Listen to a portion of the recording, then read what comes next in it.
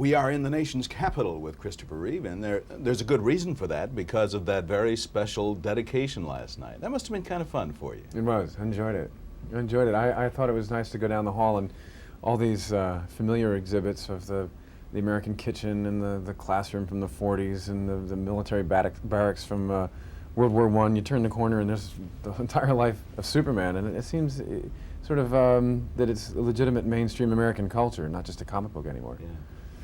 It must be terribly satisfying for you as an actor to have accomplished, with hard work, I might add, what so many actors would love to, but many frequently can. That is, to be an immensely popular hero, and at the same time have everyone know that you are very varied in your acting experience, do serious roles, do Broadway and everything else.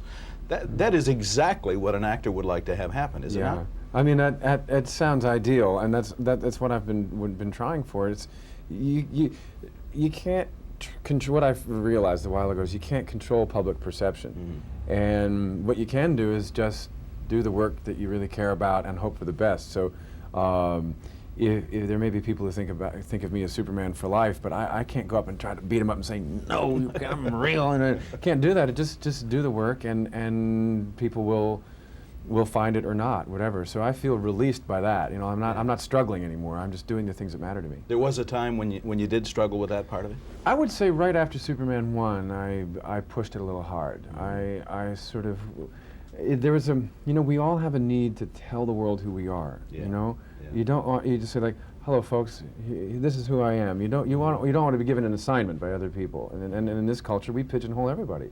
You know, the sort of the People magazine kind of identify, you know, this person goes in this section, that goes in that section, and we tend to do it in this culture a lot. And you know, the idea of a Renaissance man, the idea of somebody who has a wide variety of interests and tastes and abilities, it seems to have been relegated to the 19th century now.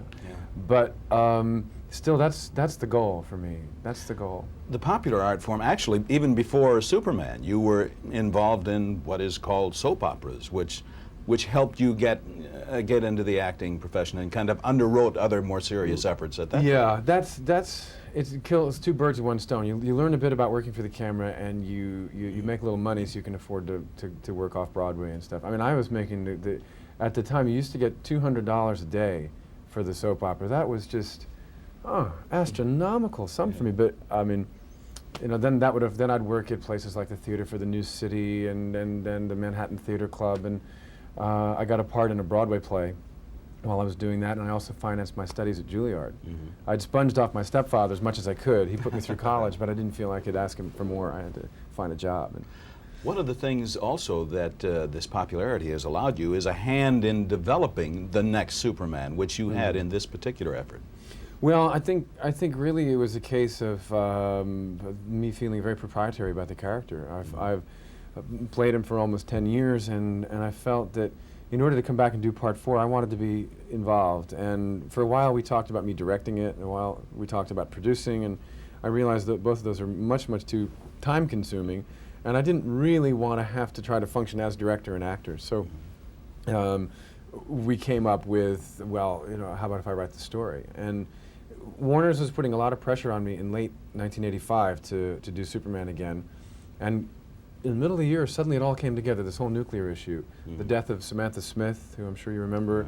I did a program that children had done in Boston called A Message to Our Parents, a documentary made by 12-year-olds about their fears of growing up in a nuclear age. And the Reagan-Gorbachev summit was happening. All this combined with thinking Superman's got to do something more than just catch helicopters now. And that's where the idea came from. And he does. And we don't mean to diminish the idea that it's an entertainment form at the same time as it's teaching us something. You got an interesting problem, is that here's a character that people all over the world identify with and have wanted to see for 50 years. You know, he's really hung in there a long time. On the other hand, now, what are you going to do with that? You've got kids' attention all over the world. It's something that shouldn't be wasted, and yet you don't, you know, this is not a lecture hall, or, you know, it's not a sermon that we're offering here, it's an entertainment movie. So to what extent do you want to get real? To what extent do you want to actually have a message? And we've tried to juggle that, and I think what we've ended up with is a movie where you can really put your feet up, you know, pass the popcorn around, and at the same time there is a a very uplifting kind of message that comes with it. I don't know. I hope we got the balance right. I saw you last night at the museum giving autographs. Some people kind of great at that activity of autographs. How do you handle it? It depends on where it's happening.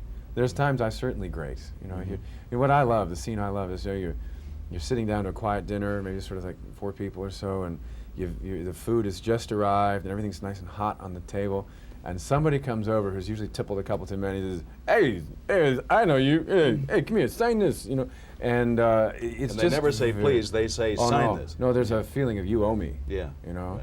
And it's very hard to stay cool in those situations. I blow a few times. Or, you know, when I think last we talked, or one of the times we've spoken, your interest in flying without the cape was great. Is it still? Yes. I've always been. I'm a pilot and have always. My love of aviation started way before Superman, though. In fact, I think one of the reasons that I got the job was that I cared so much about the flying. But that was my backup career. If I bombed out as an actor, I was going to go be a bush pilot in the Yukon or do something romantic like that. But I fly a lot. I've got about 2,500 hours now.